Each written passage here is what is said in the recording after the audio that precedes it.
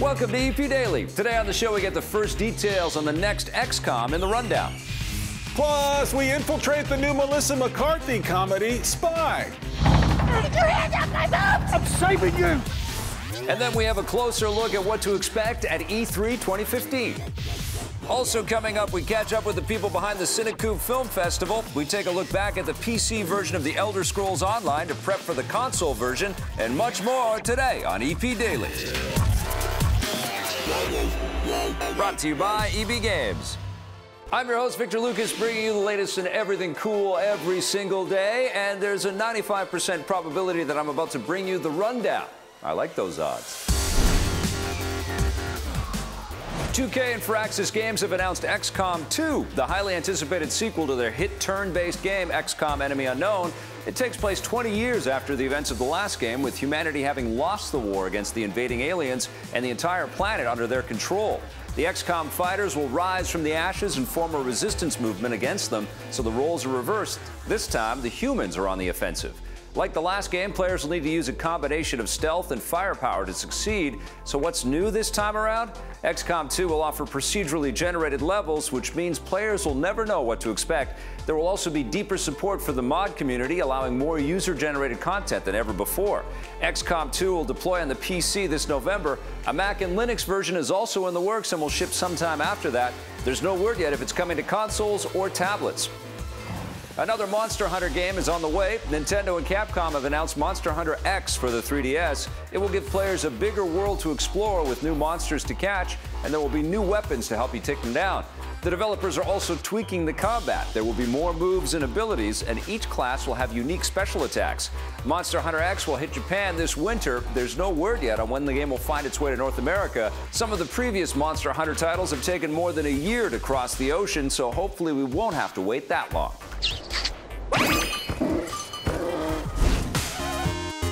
We've got some big franchise games to talk about. Here is a very big franchise himself, Mr. Scott C. Jones. I'm your big friend.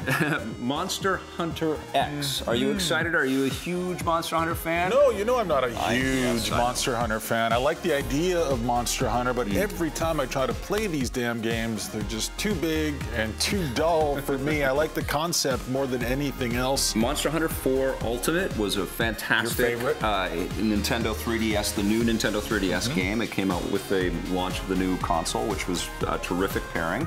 But I do feel now the developers will have time with this hardware, which is a little bit more robust than the previous 3DS. I think the wait is going to be long, though. It took a year and a half before 4 Ultimate became a North American release, so we might be waiting until 2017, until we get Monster Hunter X. The most important thing, though, is the cats are back in the kitchen. Right, yes, Cook they us are. up something good. Well, Firaxis has been back in the kitchen working on an accessible turn-based strategy game in XCOM. They're just calling it XCOM 2. They'll probably reveal the subtitle. Now, 2K has had a unannounced title on their meeting boards at E3, and I have a feeling that this was their announced title. You're doing a little detective work here. Yeah, I think so, figuring some things out. I see, Vic, I see. We loved Enemy Unknown, and it was ported all over the place. It's interesting that nothing has been revealed about the consoles with this game, and nothing has been revealed about the tablets, because I think that extended, you know, obviously the profits and the exposure of this, you know, excellent game to a lot of people,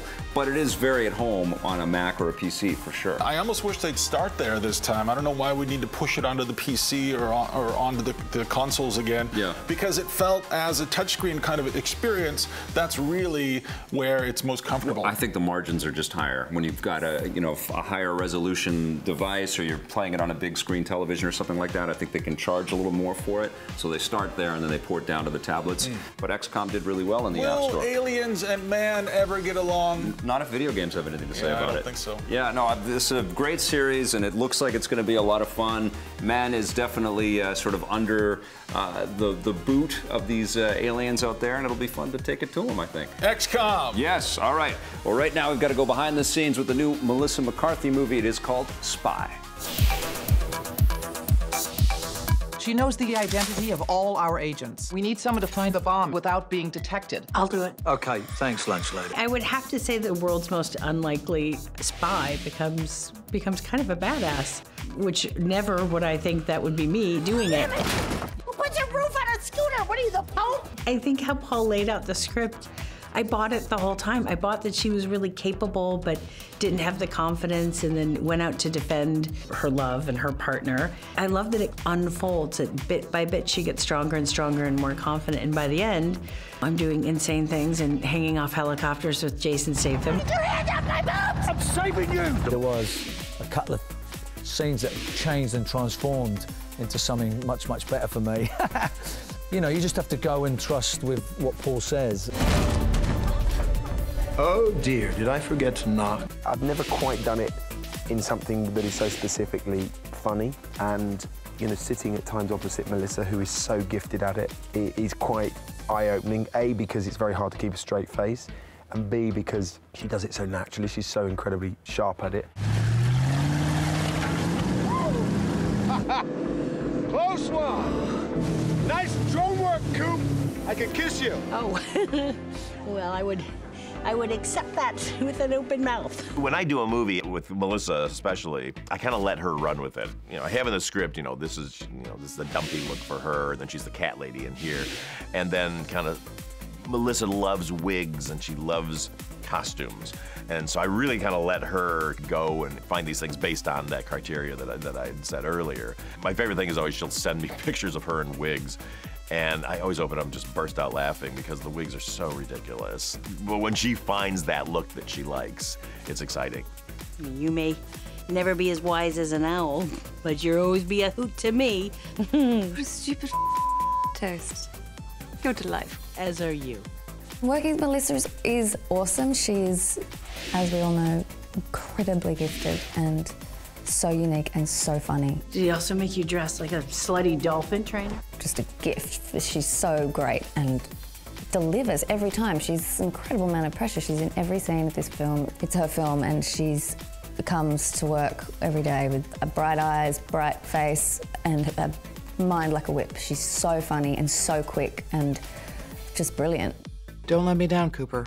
I will not. I will let you up. Stop talking. I will let you up. Spy and Emma Carts are in theaters this weekend. And up next, Steve and Raju take a look back at the Elder Scrolls. How far are we going back? Just Elder Scrolls Online. Oh, so just like Yeah, not bad, not bad. All right, we'll be right back.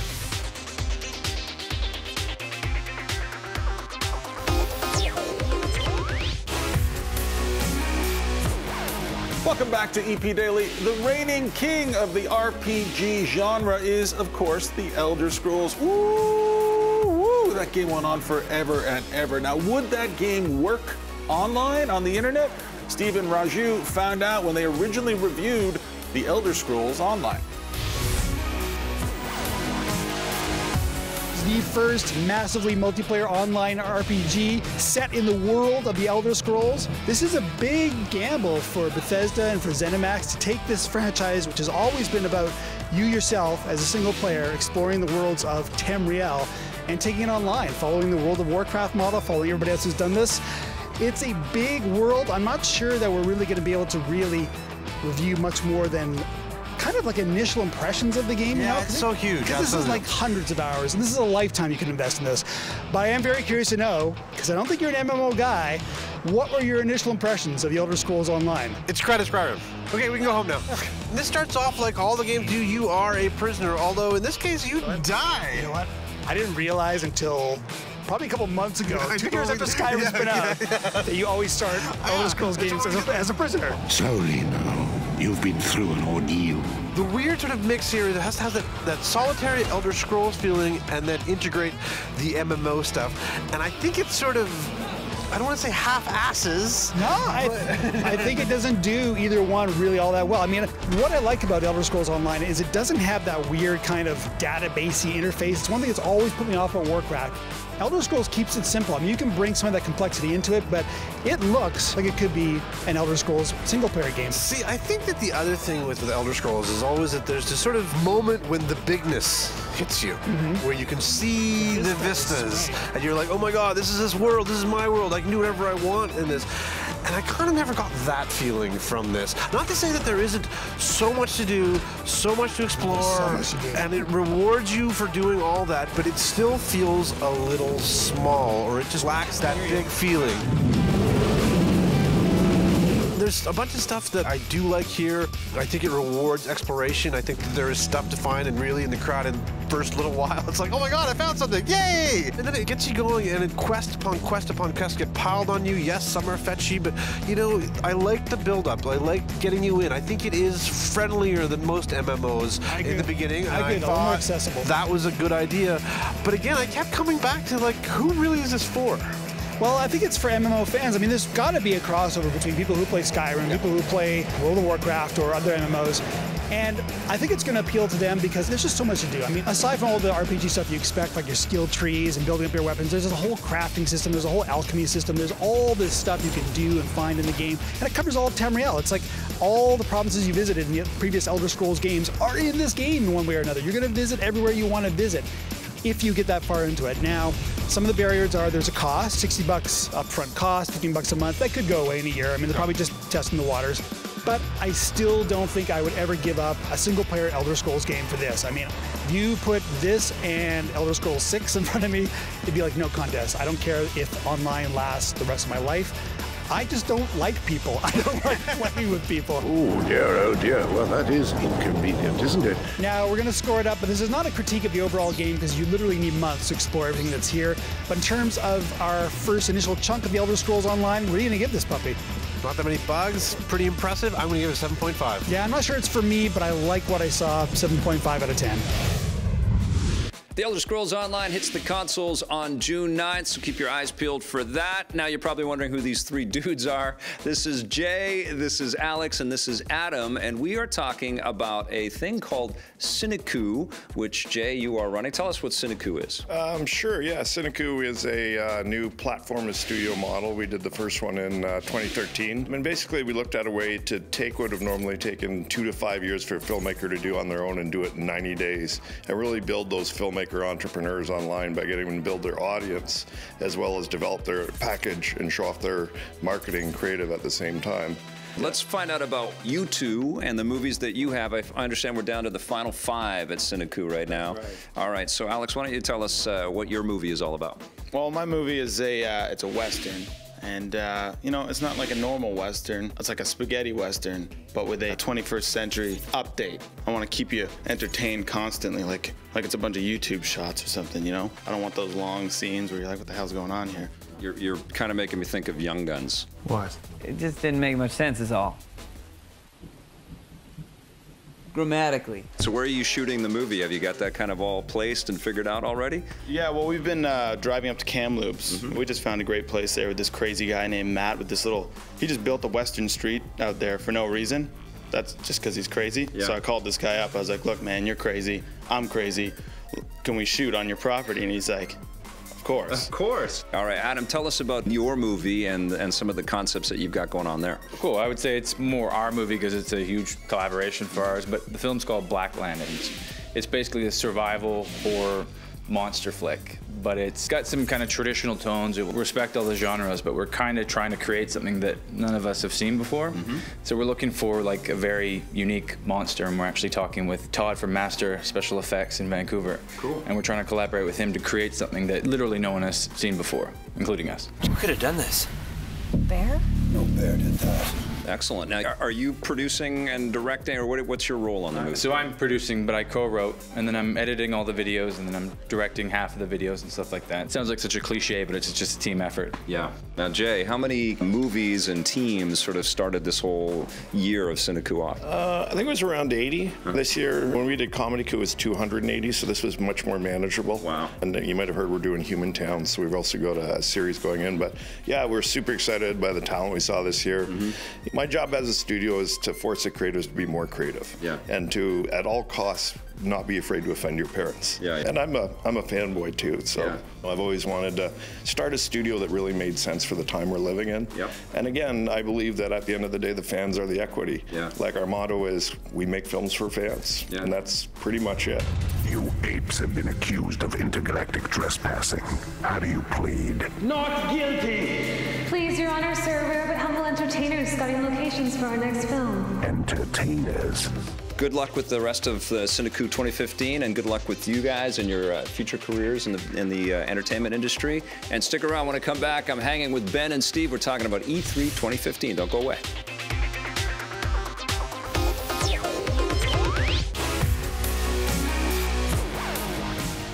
are back with EP Daily. Each year, like clockwork, the annual E3 convention is held in Los Angeles, California. So what's going to happen at this year's E3? Ben and Steve and who's this? Victor Lucas had some answers during part 1 of our conversation. Here's part 2. It is going to be a grand E3. I think 2015 is going to be a sensational year, and I think we have much to be excited about as nerds and fans of all of this stuff. And it feels good to have video games back so strong, right? What do you think E3 is going to be like for us this year, Ben? I think it's going to be a good show. I can't believe I'm saying that because, you know, last year was a little rickety. Yeah. But I think it's turning around, guys. Are we turning this industry around? Is the industry turning itself around? It feels like we're getting some big games finally. It feels like we've got these consoles are finally starting to find their stride. I think maybe, I don't know, this could be too hopeful, maybe we're past that hump where every online game was broken when it was launched. So far, it's been a smooth 2015, and I'm anticipating a smooth ride the rest of the way through. Maybe what's happened a little bit too is that the AAA, obviously at this stage, it means a whole other thing than AAA meant last generation. It just means, you know, 40% more art or 50% more coding or whatever it means. It means bigger teams, bigger investment. And maybe what's happened is that all of these other avenues, these indie studios and these mobile studios that have erupted from the shakeup that has happened over the last 10 years, maybe who's ever left is the best that there is in making AAA. Maybe these are the people that just really are killing themselves to build us the best stuff, and the AAA that we're going to get now is going to be, it's sensational. I kind of miss, it's like getting rid of the middle class, right? Like we've only got the really, really big studios and the really small studios, and the small studios are doing cool stuff, and we're seeing ridiculous stuff from the big studios, but I kind of miss like those sort of second tier games. THQ and Midway. Yeah, they're just not, they're not viable anymore. They're They're not around anymore. They're all gone. Yeah. No, it's really, it kind of does mirror what it's like living in America. You've got people, you've got the 1%, you got the rest of us at the bottom here trying to, you know, scrap for like a spot on the App Store. Yeah. And that can be depressing, but when you start to see, yeah, like these companies that are actually still around and putting this talent to use the right way. What's disappointing is that because maybe they're more concerned about making that great game, they're taking longer, they're pushing things back further and further. Like my most anticipated game of the year, as I think everyone's is No Man's Sky, which I was so stoked about last year. Chances of that thing actually making it out this year, guys, I don't know, man. I'm like, you know, maybe 50% at best that they're gonna not push that thing. Well, that's a weird game though, because that's a small game from a small team, but now it has enormous expectations and tons of pressure, right? Support though. I mean, the support's there too, and you gotta hand it to Sony. I think they're doing a better job than anybody else at taking these small gems and giving them, you know, getting them out to a wider audience than they might have otherwise got. I don't know. I don't really see No Man's Sky as being the first party big one that you guys think it is. It doesn't have character, right? And that's a problem when you look at a broad audience. Like, how do you market that thing? Like, how you put like a like fake, its own dinosaur? Like yeah. There's nothing to really. It's just like a kind of pink and purplish hue with a spaceship. It's the environment that's the character, and that's I always tough. think it's going to be amazing. Yeah. I think it is going to be hard to sell. It's going to be hard to get people invested in the game who don't know what it is. We know what it is. We're super stoked for it. Yeah. I think there's a huge segment of the public out there who don't know what it is. I think that's why Sony being behind games like this is so important. I mean, it's fantastic. They're going to push it. They're going to market it. They'll make people understand what it is. All right. Well, I think E3 2015 is going to be phenomenal. I think that this is going to be an incredible year to be nerds and fans of all of this stuff across a lot of media, but video games, it's great to have them back so strong, right? Yeah, there's a lot to look forward to this year. We couldn't say that last year, and I'm happy. I feel happy. I'm going to E3 happy. Yeah. I'll be super grumpy by the end of the week, but I'm going into E3 happy. Yeah. That's better than last year. We were all grumpy going into the show, and then it was like, oh, there's a couple things here that are all right. Now I think we are excited. Okay, one game you want to see at E3. That we haven't talked about yet? Fallout 4. Yeah. That's up. It has to be Fallout 4. Unanimous. Fallout 4. We got to see it. The E3 conversation is back that way, but up ahead, I see it. It's the Twitter question of the day after this. If you want more EP, go to our website, epn.tv, for bonus content and full episodes. We're also on Facebook and Twitter.